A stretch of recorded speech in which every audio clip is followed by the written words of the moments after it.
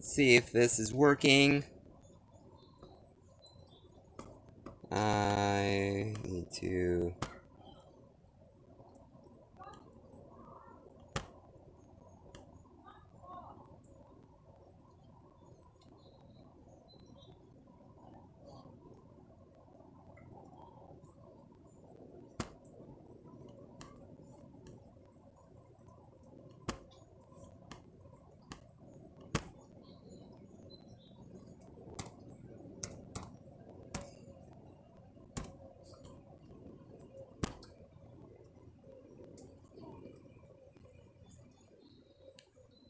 Alright, this is working here now, and cool. I had to switch over to my phone.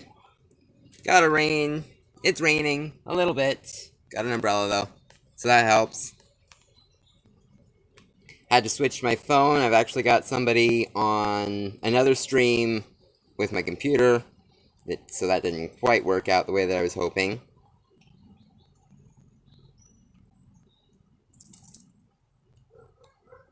Let me just pull up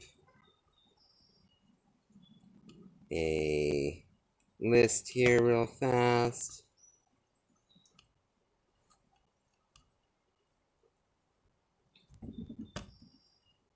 I have a small list of questions.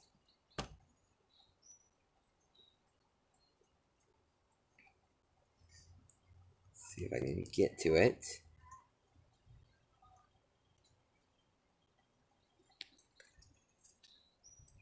We've also got at least one person in another stream, so let me see why that one is still live. I don't know what's going on. Ah!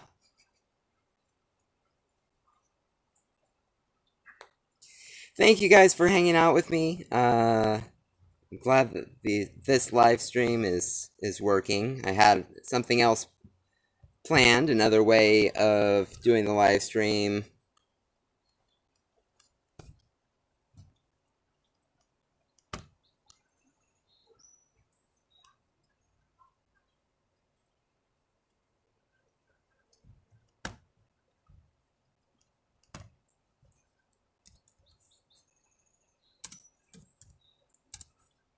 You did, Tony, you did.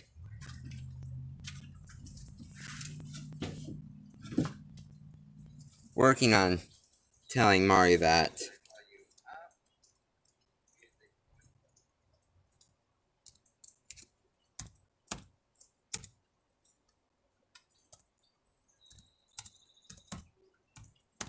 Yeah, so I'm typing that in right now.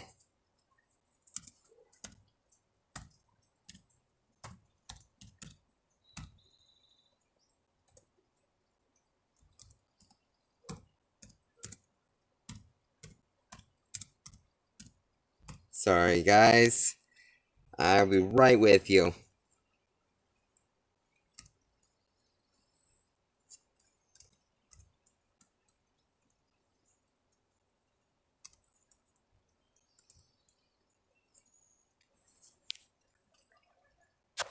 So, hopefully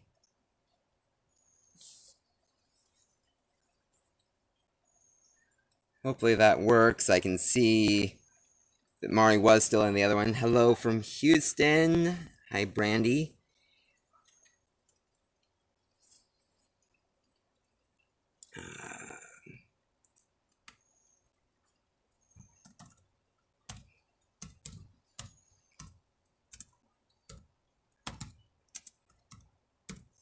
One and the new one should HOU up.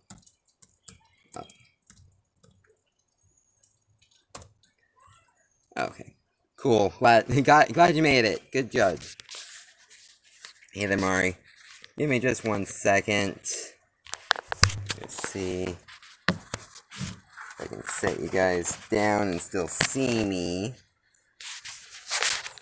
If Forgot to bring out my little tripod for my phone because I thought I'd be using my computer. There we go. That works.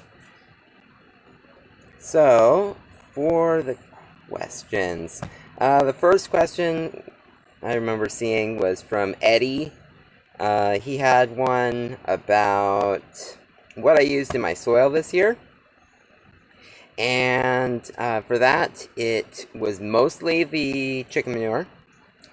But then it was also composted in with other yard debris and the pine shavings. Oh, good. I'm glad. Suzanne, I'm glad that those Jerusalem artichokes are doing well for you. Yeah, I plan on getting those back up for sale in the fall. They are currently with me. They're 4 foot tall. Some of them almost 5 foot tall. So between 4 and 5 foot tall for the Jerusalem artichokes that are here. Put it back down. Sorry about that. But yeah, for the most part, soil amendments is just compost, composted chicken manure, and yard debris. A little bit of kitchen scraps, milk that had gone a little bit off. So, yeah, good. Now the next one we had, the Jerusalem artichokes. So Jerusalem artichokes taste like a carrot and a water chestnut mixed together. Pretty cool. Hey there, Melody. Glad you could make it. Yeah, sunchokes are very good, definitely. In the ground, in container, yep, they do well. My ones from my video of how to plant them, they're sitting right there, growing up 2+ feet tall since I planted them.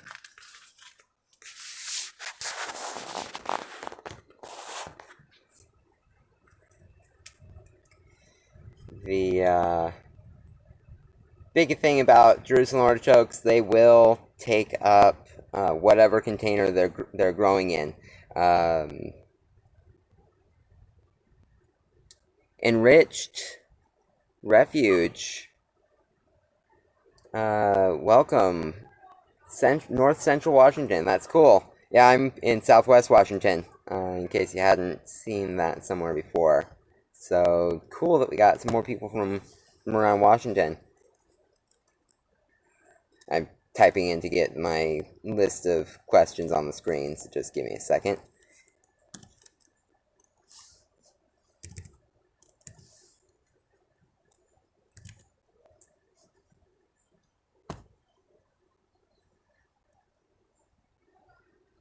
Yeah, the sunchokes, I'll have them for sale again in the fall and next spring.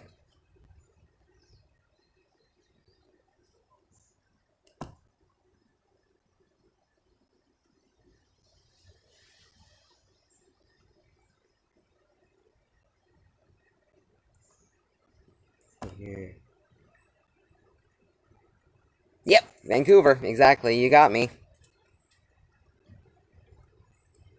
You got me.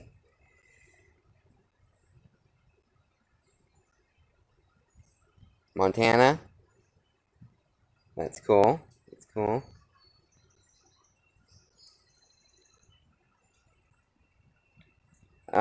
So, Mari, you want to start to grow indoor vegetables, and you're planning on growing herbs and salads indoors this October. Okay. So definitely indoor vegetables, if you've got the lights for it, you can grow anything. In windows, you're still kind of limited, but lettuce and herbs do okay in windows. I know that they'll deal with the lower light conditions. smaller herbs, thyme, basil. If you're constantly trimming it or you're trimming it regularly, rosemary could do well in containers. Those three. Sage. Sage gets to be pretty big. Rosemary gets to be... All of them will get big, but they will grow to the container that you're growing them in.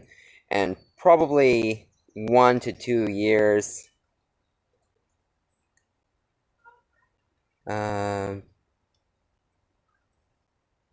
Whey on trees is a fungicide.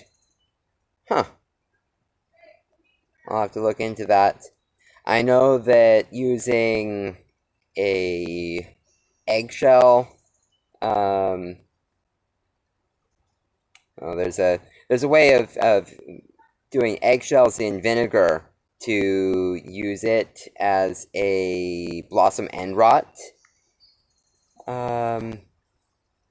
prevention that I'm going to be using this year if I start seeing any of it. You use it as a foliar spray to spray onto the plant's leaves and blooms to prevent the blossom end rot from happening on tomatoes. So what is a good plant to plant on the patio in cloth containers? Cloth containers are cool because they will self-prune the roots. You won't find issues with plants becoming actually root-bound in cloth containers. Depending on the depth of your container, you could do anything from carrots or radishes, lettuce, bush beans. You can do bush beans in cloth containers. Corn. You need a lot of them.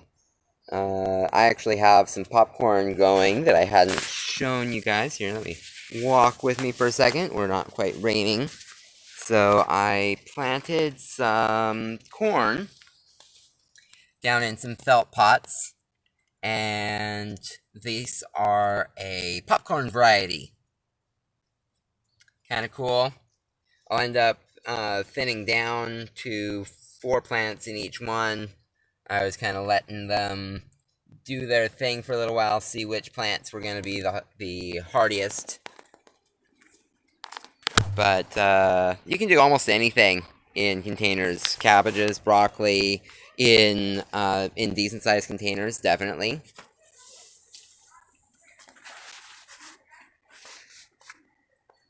Yeah, carrots, go with a shorter carrot, something 6 inches or shorter, so that when they bottom out,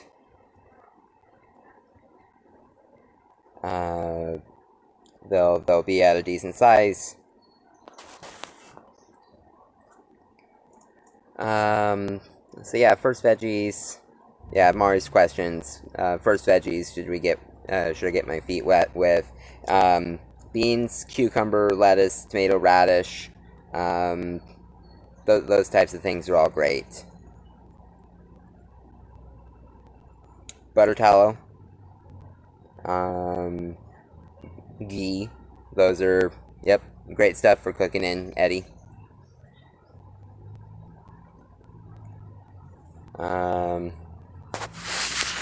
Just a second. Let's see here. Annie H had a question. Hi, I bought some cloth bags for planting, but I'm at a loss for what soil to use. Normally I plant in the ground, but now I've got back problems, so I need to do things differently. Any suggestions? So for... Oh, Mari, I'll get back to Annie's question in just a second. Mari, for carrots, whiteflies, I think, are probably your only main issue. Hi there, Peter. How's it going?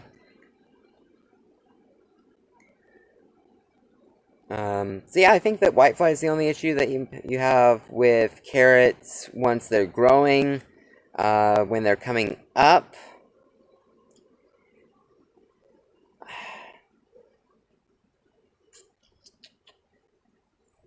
not too much. And usually, if you're growing in fresh soil in a container, you won't have issues anyways with most most insects when you're bringing in fresh soil. No, well, hornworm. Yeah, that's a tomato issue. Hey there, Rebecca. So raised beds.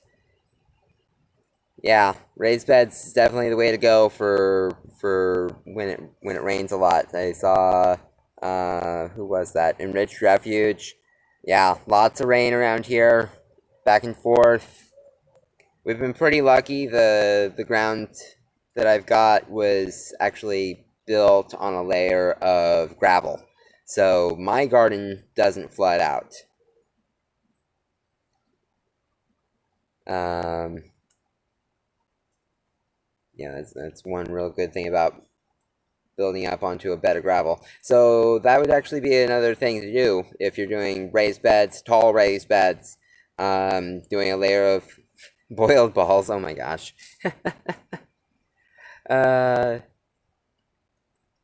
Doing a batch of soil on top of a layer of gravel will help your beds drain out.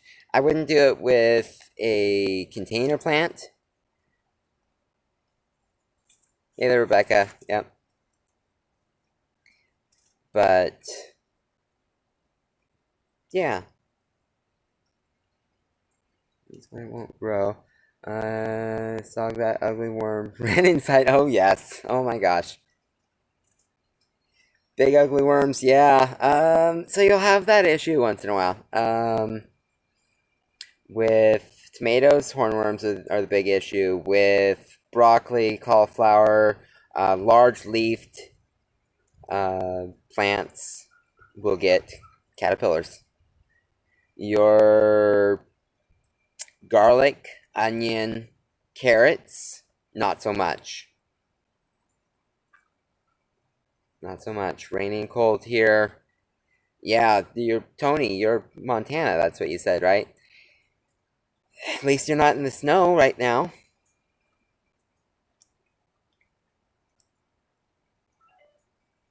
Watching the water level in your basement? Sure. Waterproofing, water sealing the concrete. Trying to think. Yeah. Basements and water do not mix. Fun. So going back to the cloth bags.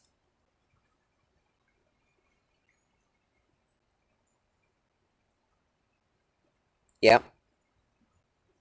Yep, carrots in containers. Harvest all at once. Pull the whole batch of the carrots out, and you won't have as many carrot fly issues. Very true. Very true.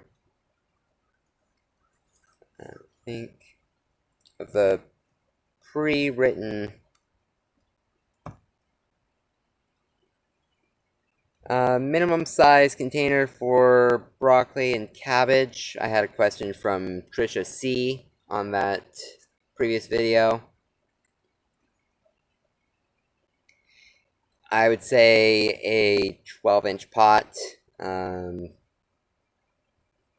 to 12 inches deep, and the top should be about the same.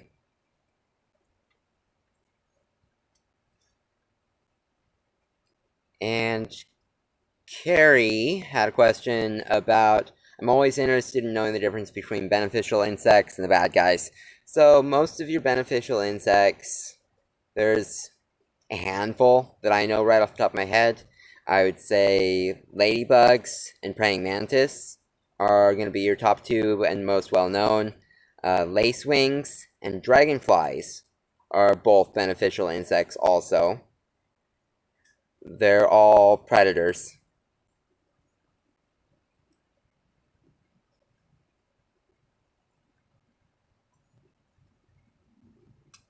More questions about balls? What? I'm sorry, Blackberry. I'm not sure. Not sure what to make of that question.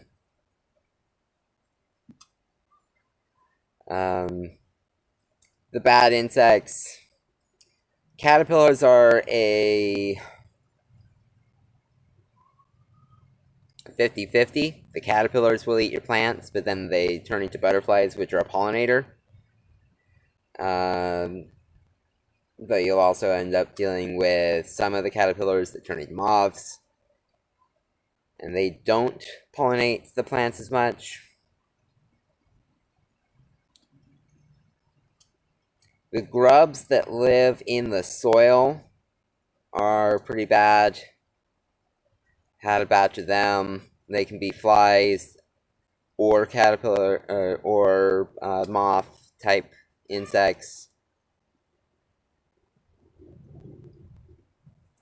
Well, we are 20 minutes into the stream. I'm going to pick a person kind of at random. I'm spinning my comments. I don't know if you can see what I'm doing on the screen with the comments or not, but I am spinning through the comments and picking someone that is here at random.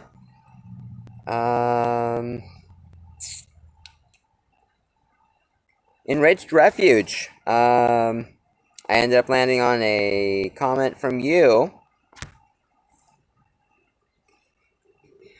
So can you give me a email to fast response at Dark Age Growing? I'll have it in the description after this video is live if you need to see it. But Enriched Refuge, give me a email and you have won a $15 gift card coupon through my website. Yeah, congrats.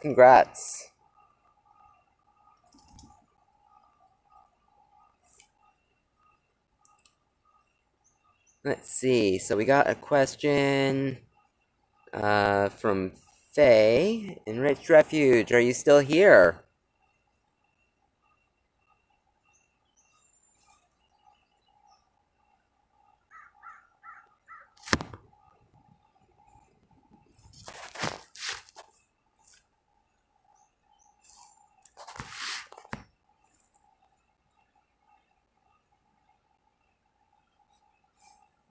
Now, that was the first giveaway. I will do one more in about 10 minutes. Oh, good. Enriched Refuge. You were the winner of the first $15 gift card.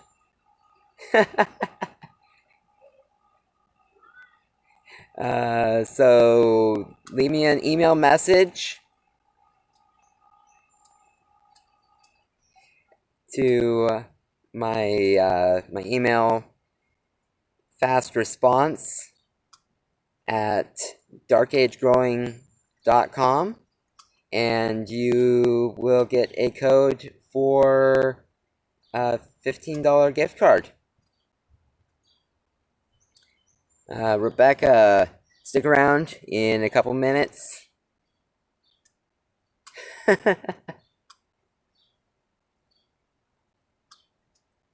I will be having another drawing. And I think for everybody that is here in the chat with me, yes, fast response at darkagegrowing.com.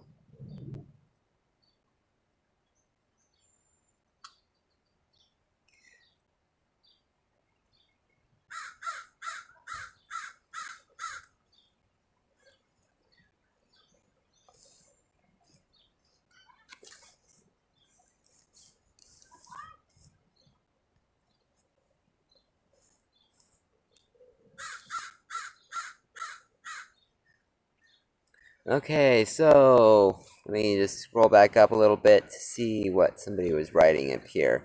Faye, I would only grow high-yield crops like indeterminate tomatoes, climbing beans, peas, leafy greens, zucchini, giant ground cherries, etc. in containers, though I've grown beets in containers. Yeah, definitely growing the higher yielding crops in containers is definitely better.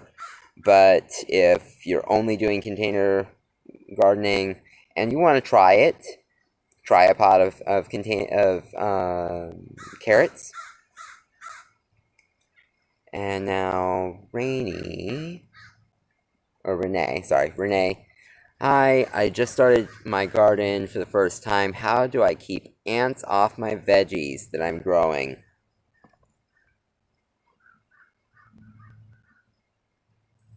Ooh. Ants in your veggies. So keeping ants off of your veggies, I don't know a good answer for that. What I would do for a natural ant bait is borax, powdered sugar, and yeast mixed together. The ants are attracted to the sugar and will grab it. And with it mixed with borax and yeast, it will dehydrate, and if they don't get the borax will dehydrate them. The yeast will actually absorb moisture in their gut and expand, which can kill them also. So that is a somewhat natural way. That's all right, Eddie. Yeah, diatomaceous earth on the plants can deal with ants and just about any bug that is on them. It does really well for caterpillars, hornworm, those types of things, but you have to reapply every time it gets wet. With the little ant baits that I would make from the borax, yeast, and sugar, keeping it covered in a container that the ants can crawl into, they will be able to crawl in, grab it, and get out, and hopefully kill a good chunk of their colony. It at least helps bring down their numbers. That's alright, Eddie. You just missed one of the giveaways. Enriched Earth was the winner. I'm going to be having another one here real soon. Hey, I'm glad we've got 9 people, 9 of the most loyal people on my channel. I thank you for being here. I know that other channels are doing their live streams about now, or they will be soon. So I'm going to end this stream pretty soon. Rebecca, thank you for your help. Totally new to this. Zucchini, red and sweet potato, growing well inside the ground, not potted. Homegrown Veg is a Brit. Awesome. Yes, he is a really good channel. Homegrown Veg is a really good channel. I watch him pretty frequently. So let's go ahead and wrap this video up with one more winner chicken dinner. We are looking at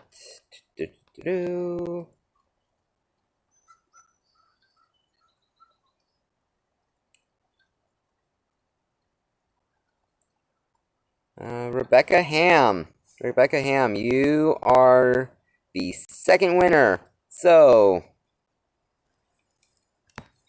Rebecca Ham, if you are still in the chat, give me a email to fastresponse@darkagegrowing.com. you have won another, so one of the two, $15 gift cards for my website. Hip hip hooray!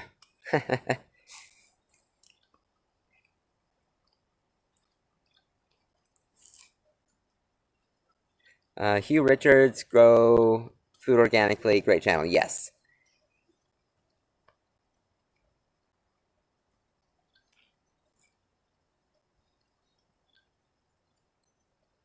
Yep, congrats, congrats.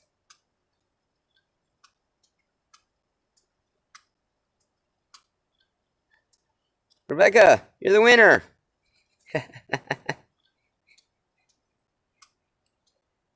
Yeah, when I get those emails, I will send you a code to use on my website. That will get you $15 off of a purchase of anything on my site. So free seeds, free tools. That's yeah, no problem, no problem. So I think that about wraps up this live stream. Any more last minute questions before we go? I know that if you're here and you also watch Marfugal's going live either now or real soon, and also Alaska Prepper, I think, is doing his live stream now too. So one or the other.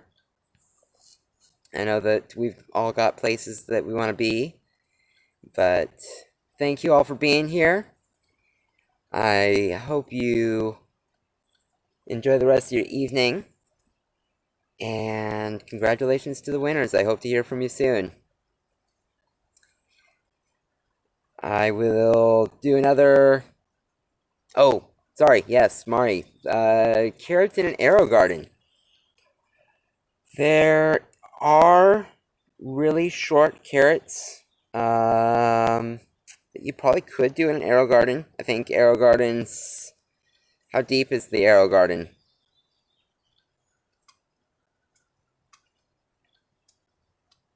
Yeah, how deep is the arrow garden?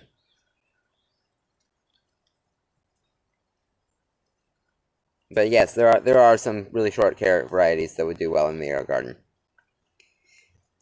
So, blessings. Yep. Thank you. Thank you. Mari,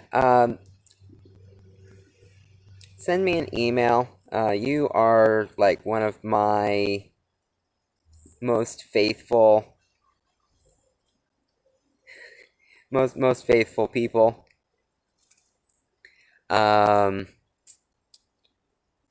I will make sure that I get you hooked up with some carrots that will grow in a arrow garden. I actually have some that are going to flower right now, so I probably don't have any super short carrots to grow next year, or this year, but I will for next year. Stay well, stay safe, everybody. Definitely. Hey, for those of you that are here, every once in a while, do you like having the gardening music that I had up earlier? We can make that into a somewhat regular thing. Cylindrical beats.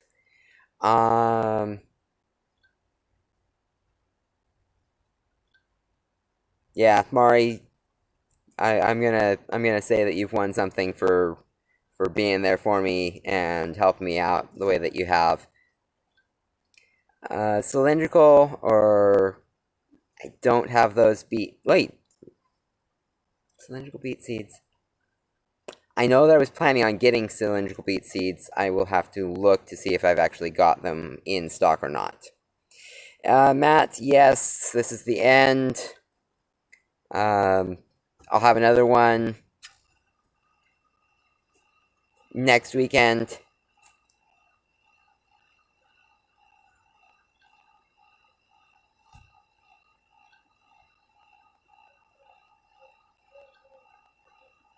It it wasn't exactly rock music, but I can do whatever by request, and just have some music going, have some chats for sharing information, and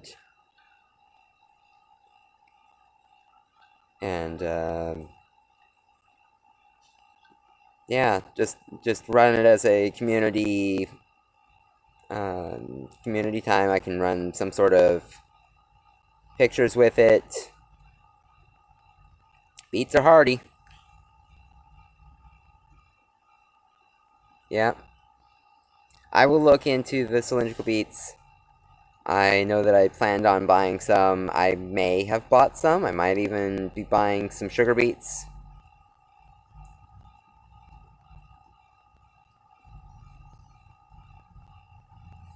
Yeah, birds providing most of the music. That's one of the best things, definitely.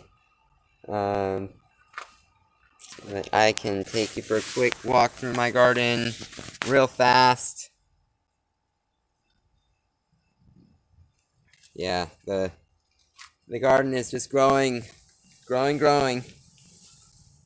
This is almost shoulder height. This is a spearmint.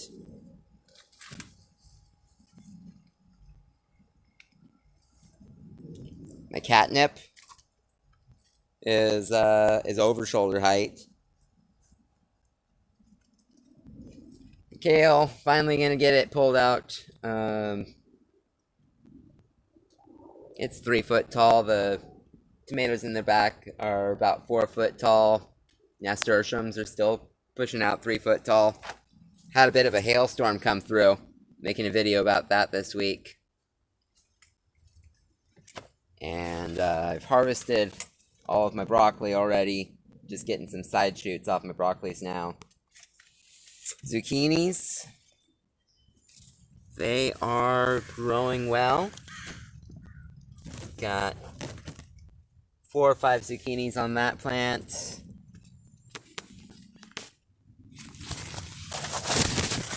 A couple zucchinis down here in this plant. Sorry if I'm making anybody dizzy. And these are an awesome purple potted. So I think they're called Egyptian blue potted peas. They come out with a nice pink flower, and then the purple pods. It's really cool. Unfortunately, my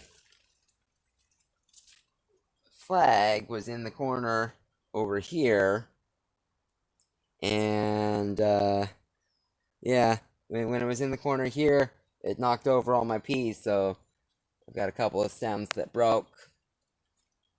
Putting them back up would do as much damage as letting them stay down, so I'm just letting them stay down and finish growing. But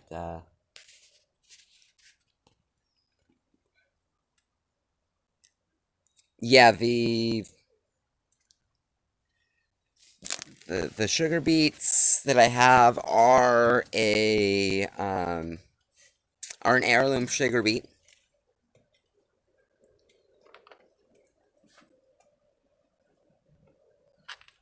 Most of the sugar beets that are commercial are definitely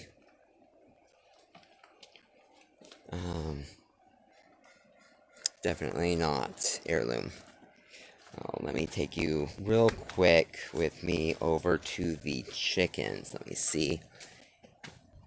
see what we've got going on over here.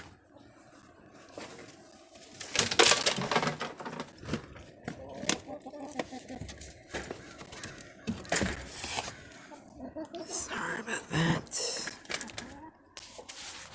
Hey, chickens. Hey, yeah, some people wanted to say hi to you. It's been a while. Yeah, it's been a while since I've seen the chickens.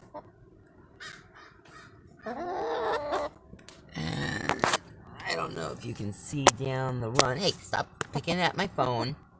I don't know if you can see down the run at them or not, but they actually lay in buckets in my run.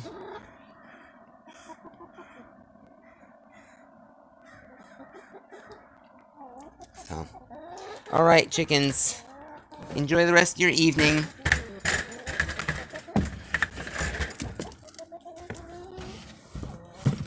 Enriched garden. Enriched garden. Definitely. Definitely. Be brave. Filming the garden is not the hard part. Filming yourself and then going live. That's the hard part. Yes, so the black and white are the silver lace Wyandottes, and the gold and black are the gold lace Wyandottes. There's 3 of the silver or 4 of the silver and 3 of the golds. Here's one of my kitty cats. He gets to go outside,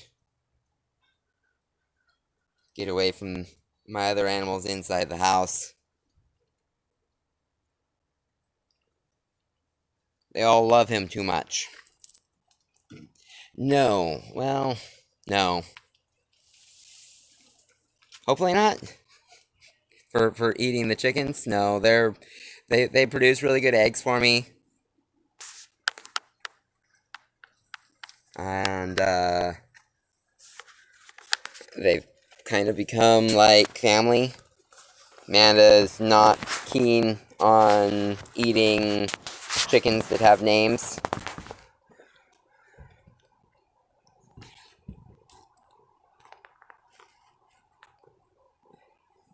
Eggs are definitely the way to go for protein from chickens.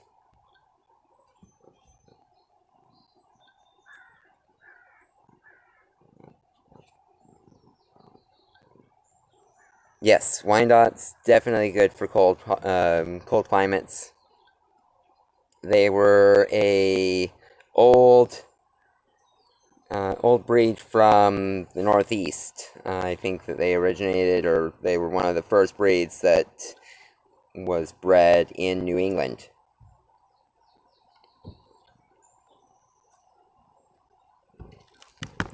But thanks again, everybody, for being here live with me. And sorry about the mishaps with at the beginning of the stream. I hope to do another Q&A next weekend.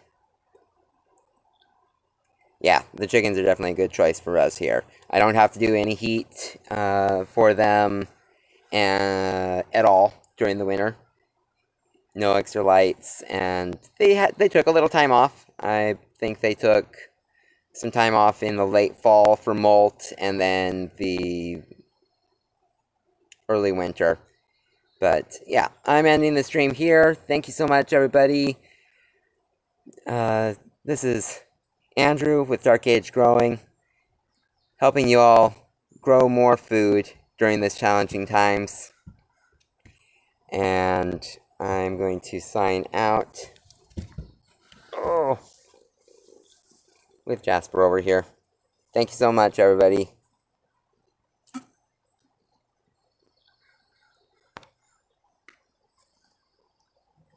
Have a good one.